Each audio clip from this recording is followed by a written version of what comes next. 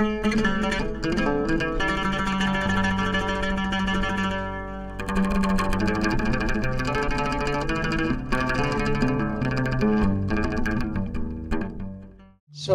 it's a pleasure to chair this event, which became quite regular, technology and Somali language recently. And the event, Generative AI and Somali language, educational tools, social impacts, and digital rights is where we will have a discussion with Peter and Abdimalik Mohamed, who will be connecting online. And then we are honored to have Mali Salah, who is at the moment director of the Somali Language Academy, to wrap up what's going on within the Somali language and what's going on in technology and how the Academy is supporting this project. Mohamed Abdimalik, who hopefully will be able to join us from Mogadishu or from Nairobi. I don't know where he's even based in this moment. He's a journalist and a director of Chantus. So they will tell us what Chantus is about. And then we will conclude, as I was saying, the conversation with a couple of questions to Ma'alin Saeed Salah. So before we start, and with the hope that we will have a chance to hear directly also from Abdimalik, may I ask Peter just to introduce a little bit more of what I have said about your role and then how you ended up in this project as well. Thank you, Jama.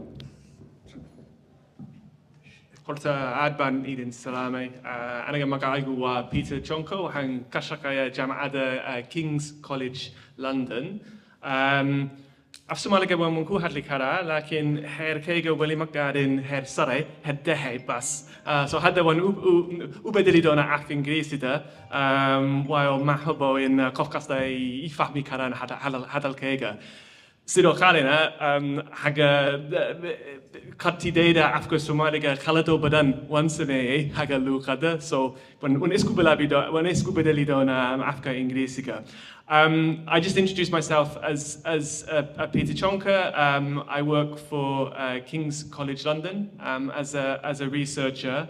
And my research in general focuses on the relationship between technology, digital technologies, and the influence that these technologies have, particularly on the Horn of Africa, and particularly the Somali-speaking parts of the Horn of Africa.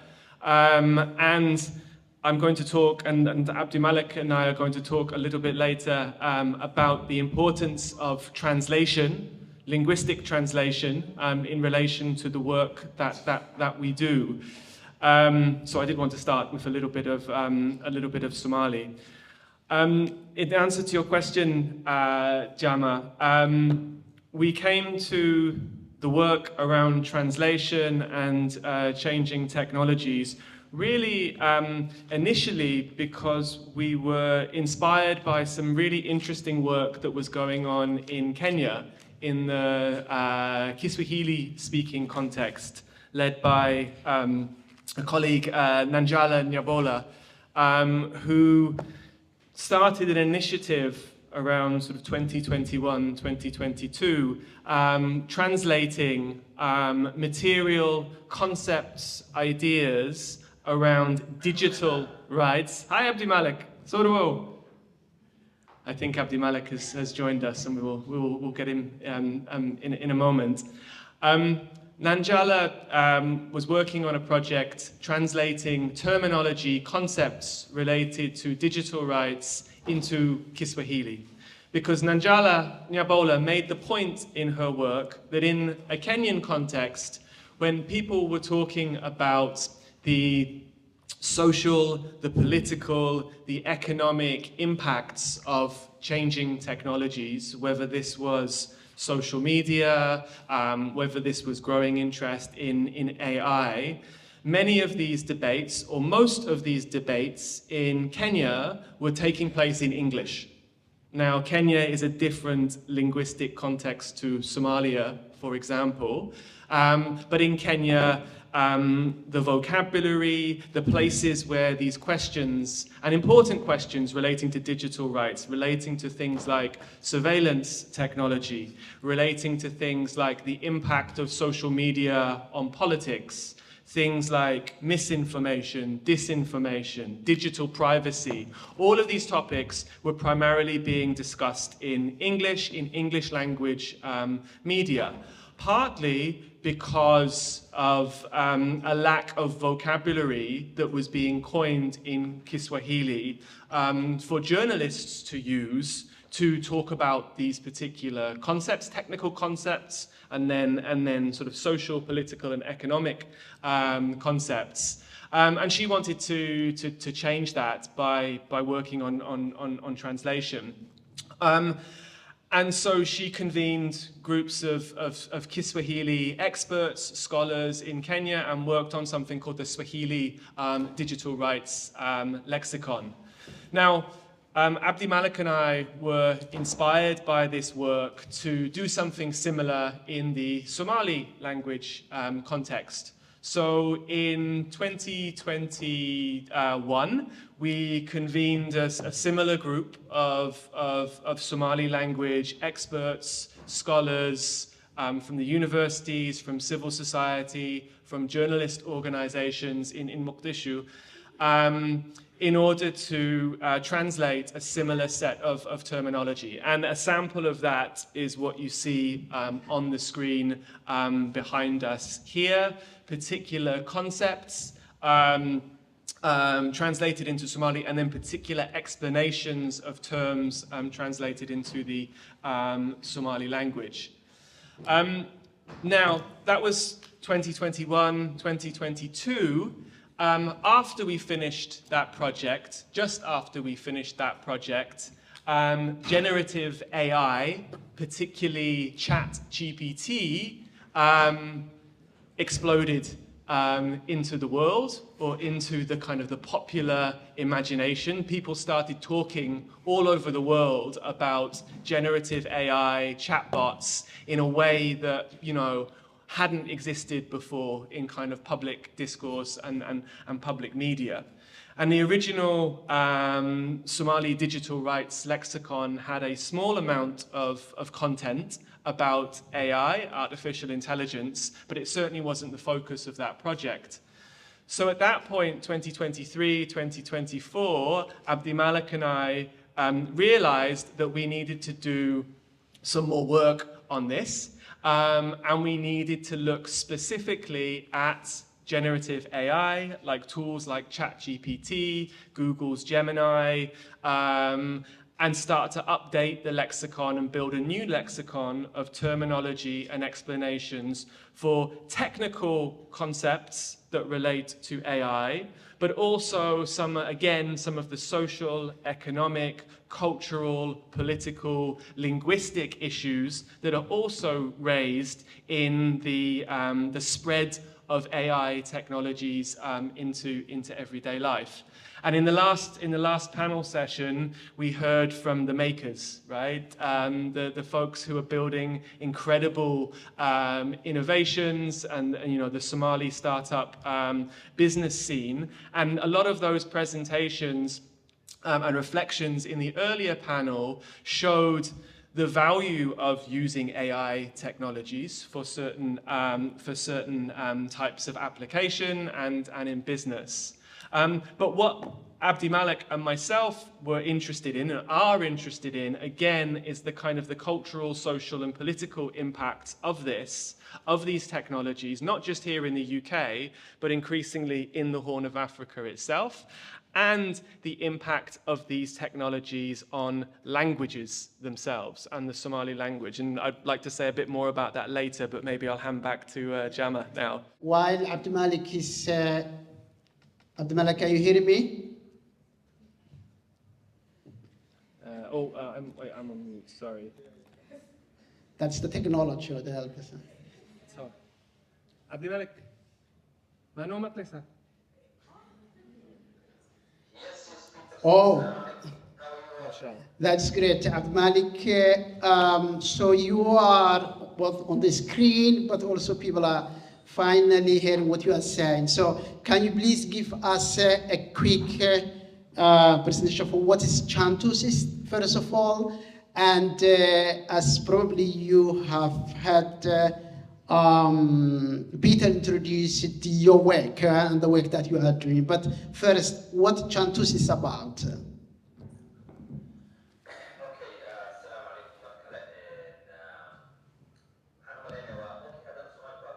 That's fine, absolutely.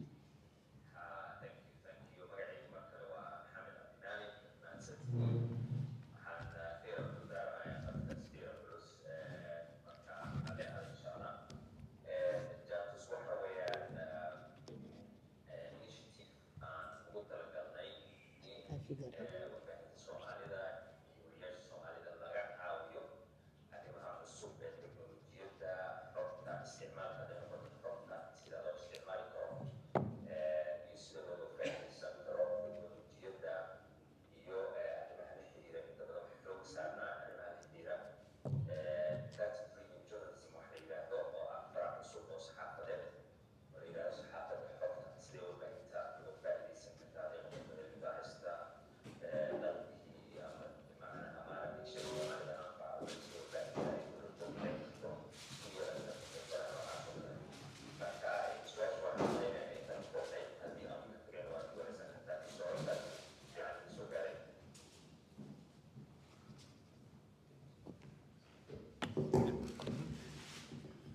Yeah, thank you so much, Abdimalik or Mohamed Abdimalik or Abdimalik Mohamed. We are combining all the names, all the combinations that we have. Yes, as a journalist, you feel also the lack of the terminology that's being used in the new technology. So that's what I am reading here, what Kasmagamed lexicon.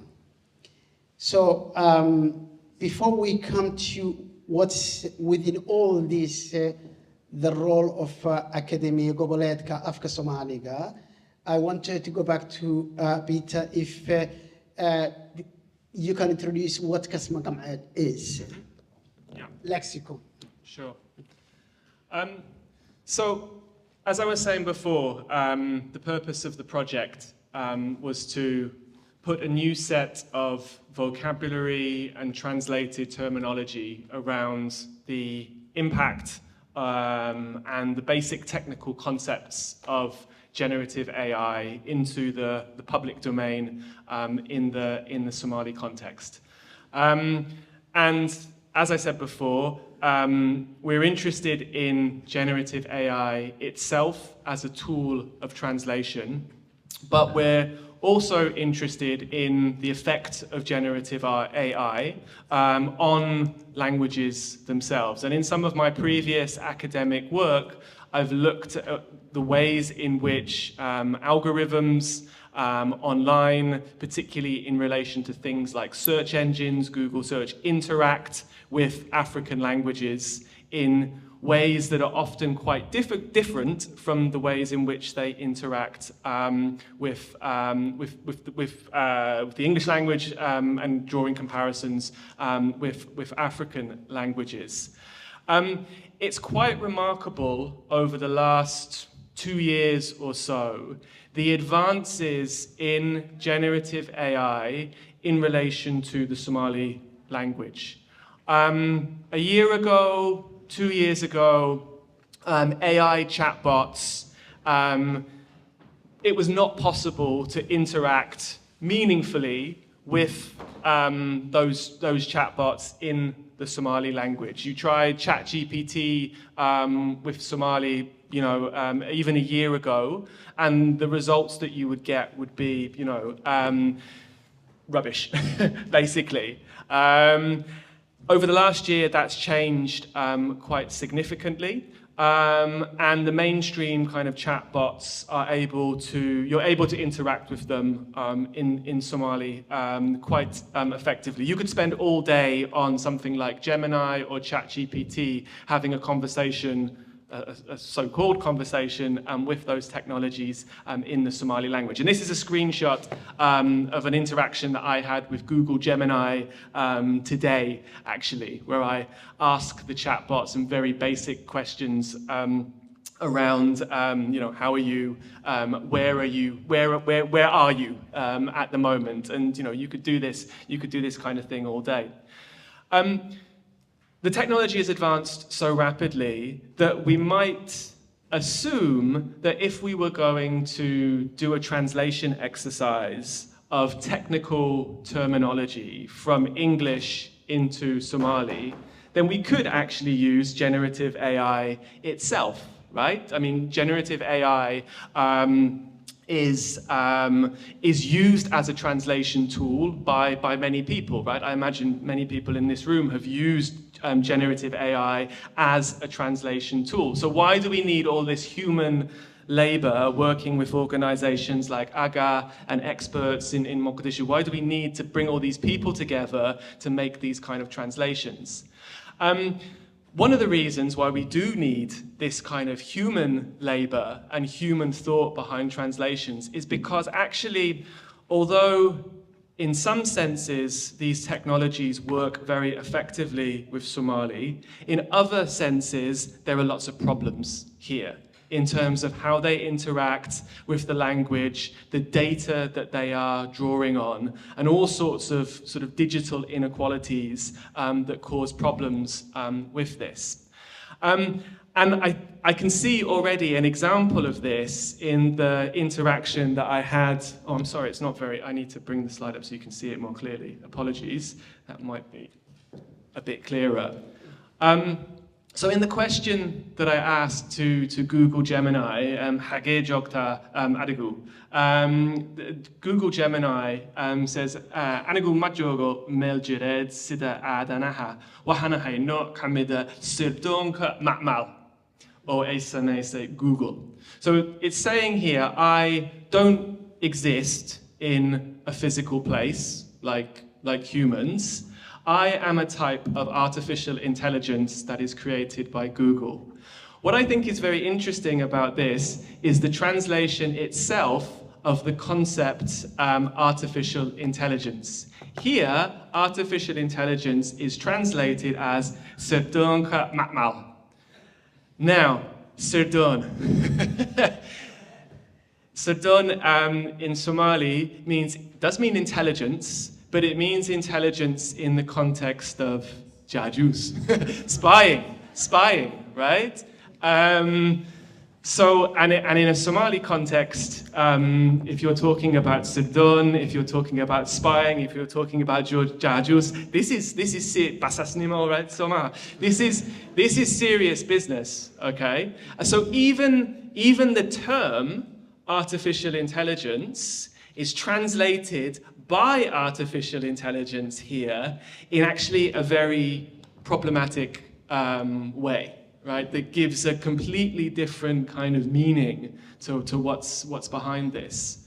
And so, yeah, so why is this happening? So one of the reasons why this might be happening, as I said before, relates to the underlying data that these models are trained on. And there are problems with that in the sort of the Somali digital context. And this is something that I've been looking at in my research for quite a long time in terms of sort of digital inequalities and what I call in the research the unequal exposure of users of digital technology to particular forms of digital harm. And as I said before, one of the ways that I looked at this was in the context of search engines and search engine autocomplete. So you know when you put a term into Google, Google gives you suggestions, right? So not necessarily what you've searched for before, but you put a term in and it gives you suggestions. In the previous research, 3 years ago, Google search, if you put in the Somali word gabar, or gabad, the Somali word for girl, do you know what the first autocomplete prediction you would get would be? Kawan. Wallahi. Naked, naked. The Somali word for naked. So Google, so it was saying girl in Somali. The first prediction was the Somali word for naked. Now in English, that word would be filtered out. It is filtered out. Google autocomplete automatically filters out words. Now, if you put gabad or gabar into Somali, that's changed. That prediction no longer comes up. But you see lots of other very problematic predictions that are popping up. And again, so what's amazing to me here is that Google can produce something like Gemini that can converse in Somali with people. But then a much more basic technology like Google Search Autocomplete is still giving really problematic suggestions in Somali, and there is no filtering going on. I'm going to show you an example in the next slide, which I think is really, really problematic. And this is what I saw. This was a search that I did last year. Last year, I was doing a search on Google for the English keywords, new Somali. I was searching for information about new Somali shillings, the currency that they were talking about printing in Mogadishu. So my English keywords were new Somali. And this was the result that I got. This popped up on Google. This was last year. Now that word, the W word, new Somali, is the F word in Somali. Okay? This is not related to anything that I've searched for previously. This is an entirely new search, but this is the number one thing that is coming up. Now, the basic logic of predictive, the basic logic of a search autocomplete is a prediction. It is a prediction of the next keyword that a user is searching for. Generative AI, like Gemini or ChatGPT, is the same basic logic. It's much more sophisticated, it's much more complex, but it's predictive. It's making a prediction about words that follow other words in sentences. So if there are problems with something quite simple, like Google autocomplete in Somali, then what is going on underneath the models of generative AI? And so this is what got us to, sorry, it's a very long-winded way of getting to say why we wanted to do translations of terms related to generative AI, which basically culminated in the development of, so we translated, and the AGA team translated AI not as Sardonka Matmal, but as Kasmo Gatmed, so sort of wisdom, artificial wisdom, using Somali words and not Arabic loan words, etc. And so we produced this lexicon of terminology that allows people to kind of have a sense of some of the basic concepts that underpin how these technologies work. And we have this as a PDF document. This is a prototype that we're working on at the moment that allows people to move around an interactive document and see these terms and how they've been translated and explained. Thank you so much, Peter. I don't know if we have still Abdimalik and say a few words online, or whether we prefer to show the film. Abdimalik, are you on? You're on mute. Mute. Microphone. Okay. Maxaad inoogu daraysaa intii uu Peter inoo sheegay?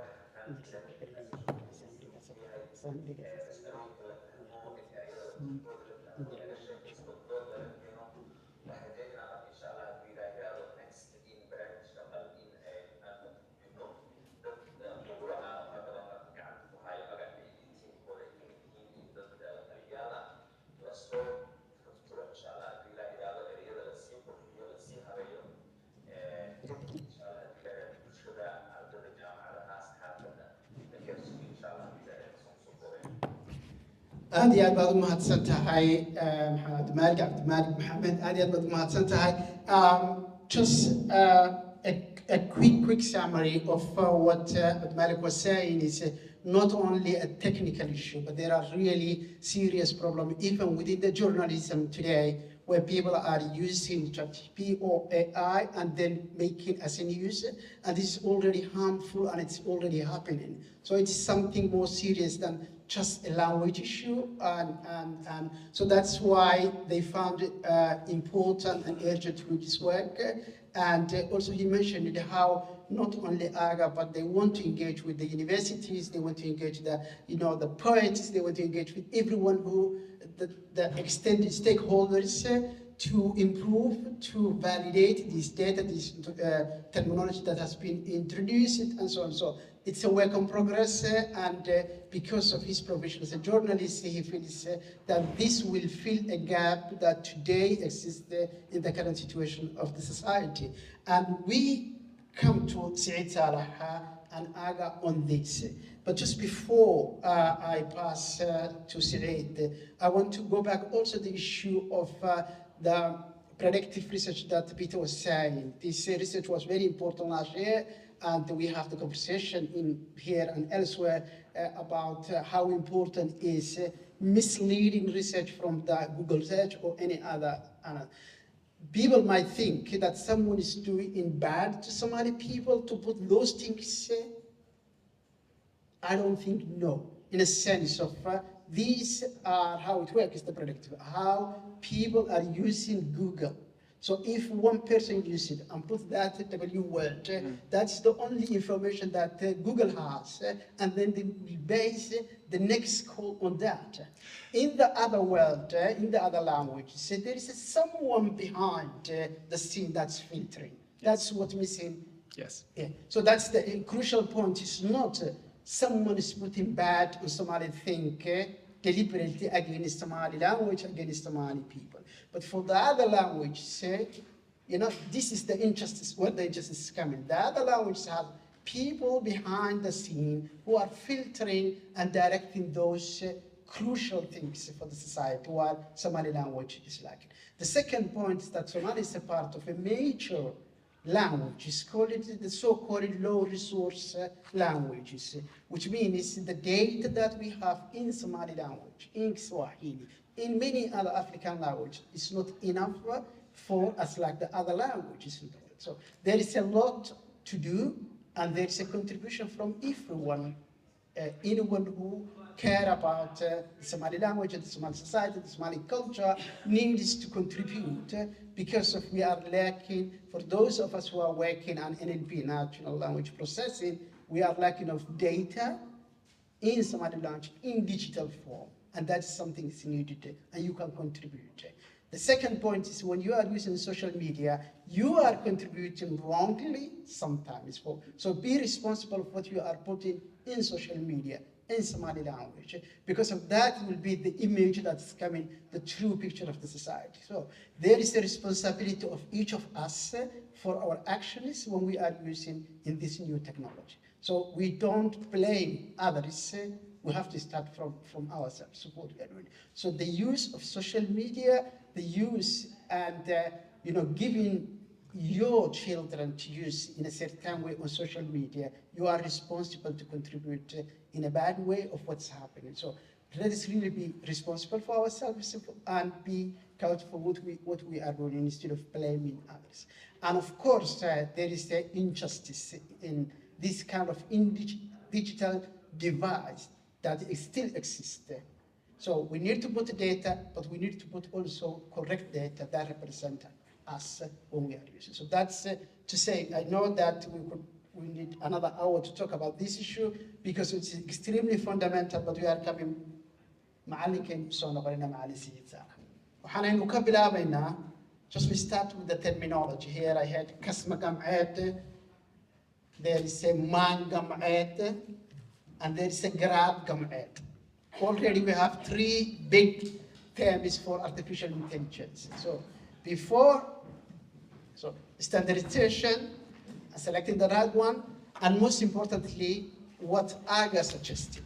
So, Ma'alim, and we are switching to Somali, of course. Markan Ma'alik al-Hadlin. Ma'alim, ومحي شقادة آجا أي كقبتي برنامجكن كو أي نكبلونه إرجع كوات وحنا نكهرلينه محل لو دورته محاسن سوتشيدي محاسن سواعي. السلام عليكم ورحمة الله وبركاته. Oh yeah, equally, Peter could speak Somali language, you know, and he preferred to speak his own language. So even though I could utter in English, but still to make parallel with him, I'll speak Somali. Okay. سؤال جامع يو حولها دم ميل بان كأبارية runtii tan aynu hadal hayno mawduucan AI abbreviation-kan hadduu artificial intelligence yahay labada af had iyo jeer Englishka iyo Soomaaligu habka siiqadda ay isu daba joogo magaca iyo tilmaamuhu waa wax kala duwan. Waxaa horeeya midna magaca horeeya midna tilmaanta. Meelaha luqooyinka kuwaas ahi oo tilmaanta horeysiiya ay ka guracan yihiin maxaaba la ii oran oo loo tilmaami gabadh dheer baanba iri dheer gabadh maxaa dheer ii magacow horta waxa la tilmaamayo marka waa inay tilmaantu dambaysaa oo marka la ii magacaabo you should name what you are describing exactly. Anyhow, marka waxaynu u kala horeysiinaynaa innaga ma aha artificial kuma horeeyo ereyga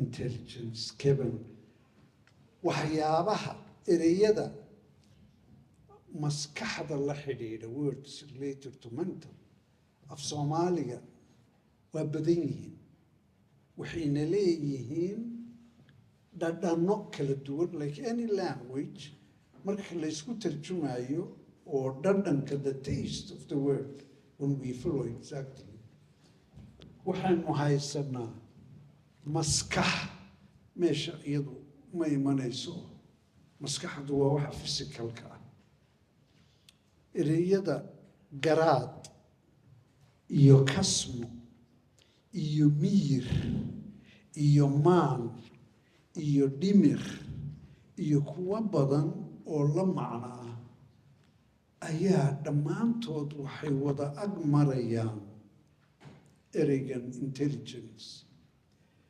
Runtii artificial waa laynoo xalliyey yacni mar hore bay dhaqan gashay kelmad af Soomaaliya oo technology hore related la ah oo nasiib wanaageennu xuskeeda qirayno halkan iyo London inuu waa ka bilaabmay broadcasterskii joogay BBC London Somali section ayaa 50skii waxaa soo maray erey technologygii waagaa waxaa u yimi satellite the word satellite bay dooneen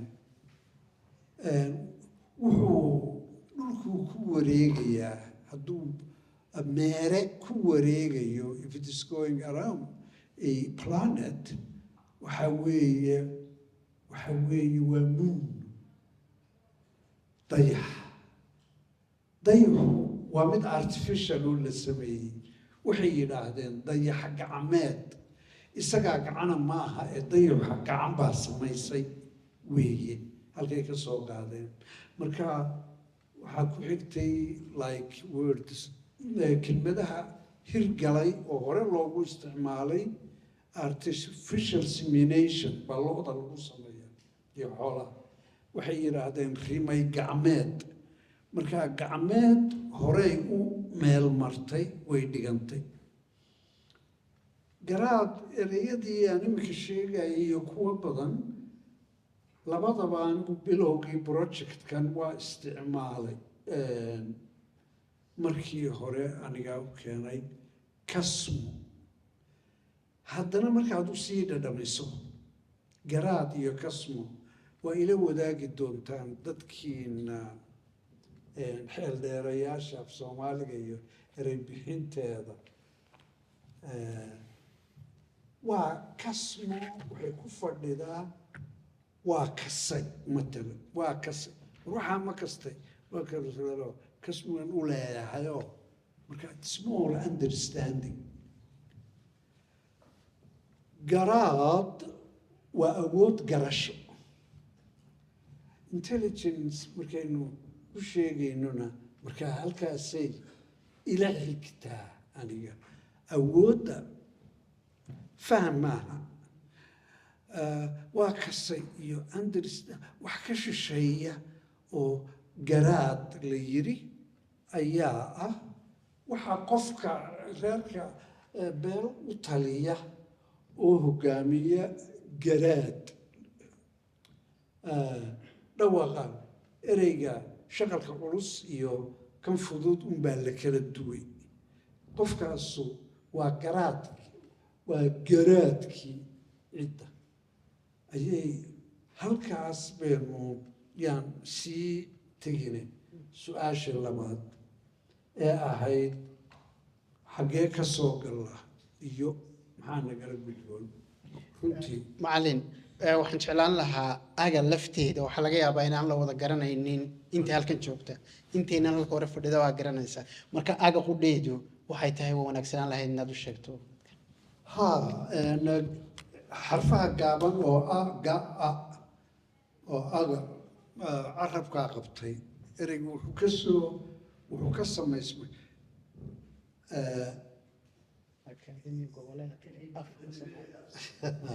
akademiya goboleedka af soomaaliga intergovernmental academy of somali language 1900 iyo adhiraahde 12 waxaa loo dabaaldegay 40 guuradii far soomaaliga jabuuti baa la isugu yimi soo bood waxaa dowladda jabuuti iyo madaxweynaheedu casumeen dalalka afkan leh ku hadla ma yiraahdo anigu kuwa leh afkan ummadaha in ay isu yimaadaan madaxweynayaashoodu oo farta qoraalkeedii xuska loo samaynayo iyo waxa ku xigi doona ay yimaadaan madaxweynayaal fikirka siyaasadeed aada ugu kala fog weliba ayaa u goobjoog noqday oo aanu af soomaaliga waagaa inay isu yimaadaan aanu ku faraxna waxaa isugu yimi ismaaciil cumar geelle oo isagu shirka abaabulayay waxay yimi madaxweynihii jamhuuriyaddii federaalkaas waagaa federal ma jirin soomaaliya oo xasan ahaa waxaa yimi madaxweynihii jamhuuriyadda somalilan oo siilaanyo ahaa labadooduba waxay naga yeeleen inay af soomaaliga isugu yimaadaan xuskiisa iyo wixii ka dambeeya dowlad degaanka Soomaaliyeed waxaa ka yimi madaxweyne ku-xigeen isagana waagaa ayaa la asaasay ururka magacaa leh oo la yidhaahdo akademiya goboleedka af Soomaaliga ee dalalka hadda magaca waxaanan xusin oo iyaguna ku jira Soomaalida Kenya iyo Djibouti iyo Ethiopia iyo shan baan annagu u tirinaa annagu cid waliba waxay isugu yeedhaan ugu yeedhnaa waa ka caaganahay oo kuma jirno siyaasadda afku siyaasad mana gelayo mana galo marka dalalka waa urur caynkaasa yaanan ku sii dheeraan oo leh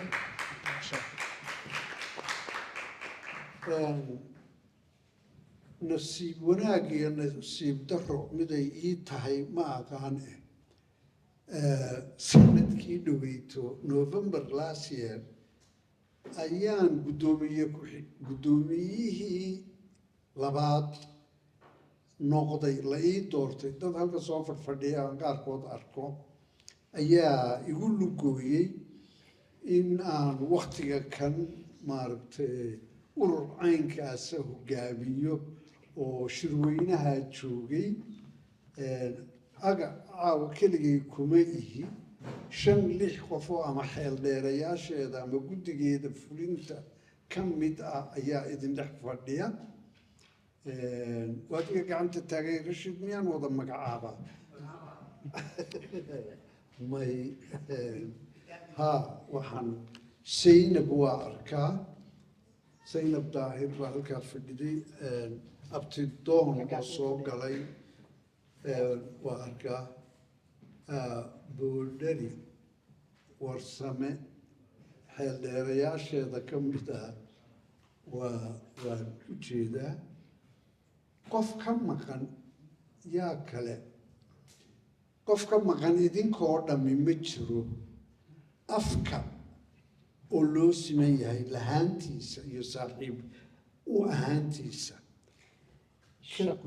shaqadan qoladani warkaa wado aga maxay ku kordhisay waxaan doonayaa inaad ii diyaar garowdaan ilaa 15 daqiiqo baan idinka idin siinayna su'aalo ku weydiin kartaan oo ah intii aan hafsanayn xagga dambe kala soo haray marka iga celi 15kooda yaan dadka ka cuninin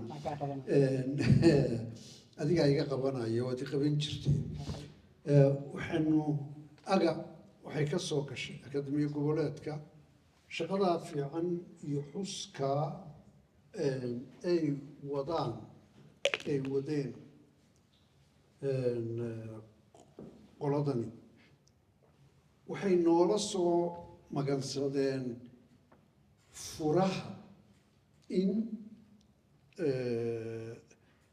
garaad gacmeedkii in aan glossary-ga waxa la yidhahdo qaybtiisa hore ee ereyada isaga la xidhiidha artificial intelligence-ka barashadiisa in aanu af soomaaliyeyno marka haddii waktigu uu saamixi lahaa anigu halkan uma fadhiyo oo qolooyin badan saaxiibaday maalmahan oo dhan wayla yaabanaayeen waxay lahaayeen Siciid Saalax iyo artificial intelligence xagee iska soo galaan oo ay la yaabanaan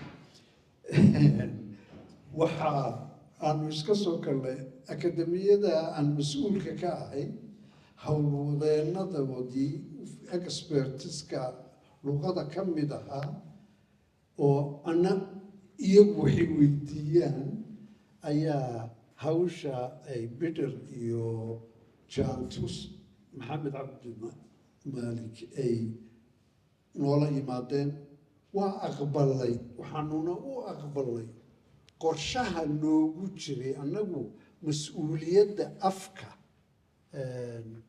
oo aanu hayno ayaa na tustay oo ay qorshaha nooga mid tahay sida adeegsiga farsamo ee adduunka la beretamaysa aan afkayaga gaadhsiino oo uu afafka adduunka la wadaago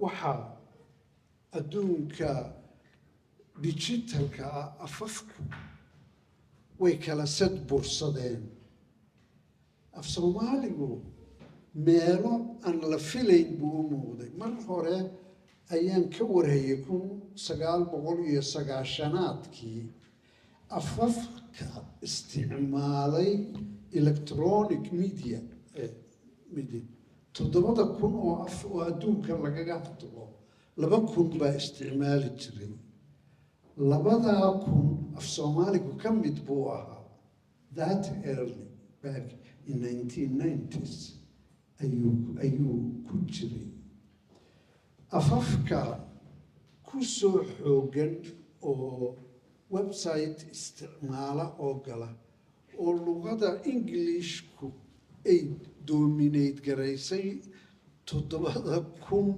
oo af oo adduunku ku hadlo miidiyaha ama degelada website-ka aynu niraahno 50% af Ingiriis baa dabooshay oo qaadatay luqada ugu soo xigtaa 6% ayaa Spanish language ay heshaa afka Jarmalku 5.7 buu ka isticmaalaa soo wad halkaasay u soo socdaan af Soomaaligu waa isticmaalaa meel kasta ha ka gaadho oo kuwa soo koraya marka xil akademiyadu ma aha mid iyadu wax walba oo af Soomaaliga inay hagto oo xidhiidhiso maaha ma qabano wax walba dadka kama lihin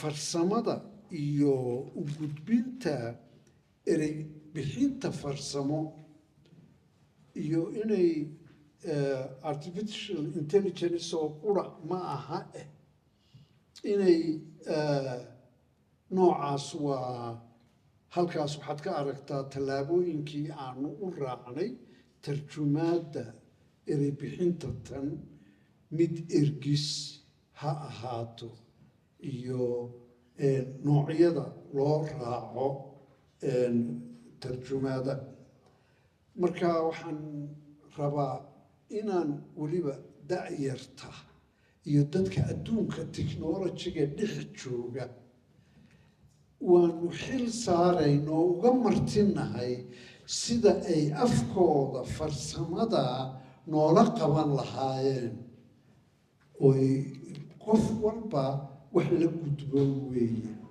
haddii aanu hayno mar dhaweyto Peter wuxuu ka tilmaamayay sida afka Sawaaxiligu uu laga yaabo erey bixinta casriga oo nooca kana inuu sabool ku noqdo af Soomaaligu kuma sabool aha waxaa loo helayaa inkasta aad u haysataan af miyi oo khallafsan meel walba waxaa hababka tarjumaadeed marka la raaco laga helayaa erey bixin u qalanta ama ku dhow ama u dhiganta waxaan jira waxaanu rabnaa oo laysku qadinayaa farsamada awoodda ay luqada siinayso oo ay ku siinayso barashada afka oo ay ku siinayso kaydinta afka oo aynu ka midnahay luqooyinka dadka yar inkastoo dad dhexe aynu luqooyinka ka nahay tiradooda meel dhexe in aadan ka qadin wargelinta iyo aqoonta afka in aynu ku tarjumanno afafka adduunka lama kala laha waxaa akademiyada tan aan ka sheekaynayaa aqoonsiga ay aqoonsan tahay annagu afafka ma kala xigaan bani aadamkaa wada leh haddii uu af ka gamaaro oo ka dhinto oo ka gaabiyo in uu qalabkaa farsamo galo waxaa la waayayaa afkaa geed dawa ahaa oo ku jiray waxaa la waayayaa xikmad wisdom waxa leedahayd afafkii adduunku way isku milmayaan tiknolojiyadaasayna marayaan qof walba oo afkan leh waxaa la gudboon qaybtii uu ka qaadan lahaa annaguna xidhiidhiyayaashii ayaanu nahay sidaa aanu King's College iyo hay-ado kale oo aanu at least ugu yaraan dhowr jaamacadood isfaham ama heshiis guud kula leenahay oo la soo maray social media iyo dhibaatooyinka iyo tan Soomaalida xanuunka uu ku hayo meelaha laga soo saxayo waliba tii erey bixinta qaloocan oo dadka saxaafaddu adeegsadaan tallaabooyin waa in wax walba ayaanu ka qaadnay akademiyadu waxay tagtay dhowr waddan warfaafintooda iyo dadka saxaafadda u haya in aanu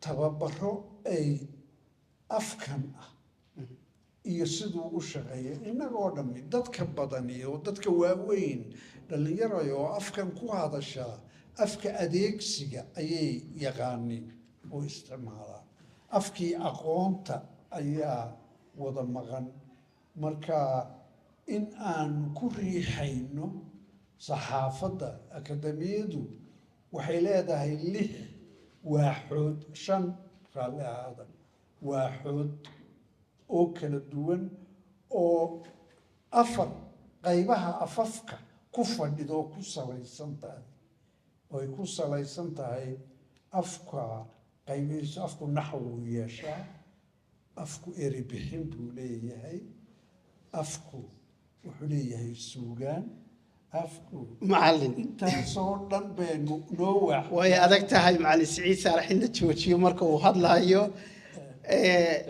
marka jaamaco waaxyaha waxa noo dheer afku leeyahay waxa la yiraahdo adeegsiga afka oo af Soomaaliga uu hadda u baahday oo looga maarmi waayay waa tan bay ka mid tahay badaha aan wadnay waxa lagaga soo qabanayaa adeegsiga afka in dhammaanteed aynu u noqono advocacy loo sameeyo afkan waa in loo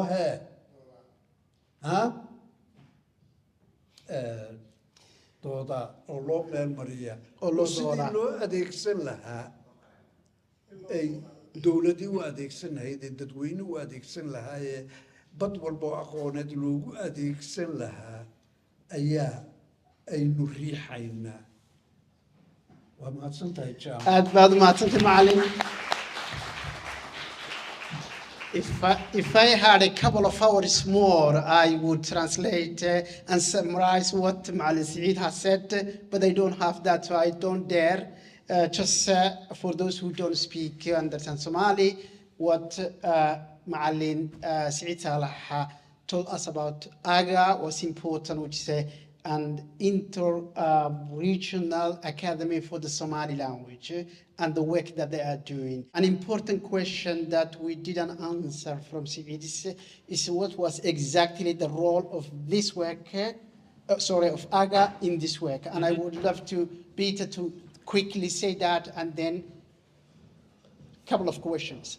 Yes, so in terms of the translation work, myself and Abdimalik developed the list of terminology, so concepts that related to the technical aspects of generative AI, various issues that are related to the, sort of the social or cultural or economic effects of AI, and a central kind of definition of AI. And in total, there were about sort of 72 terms that were translated and their definitions.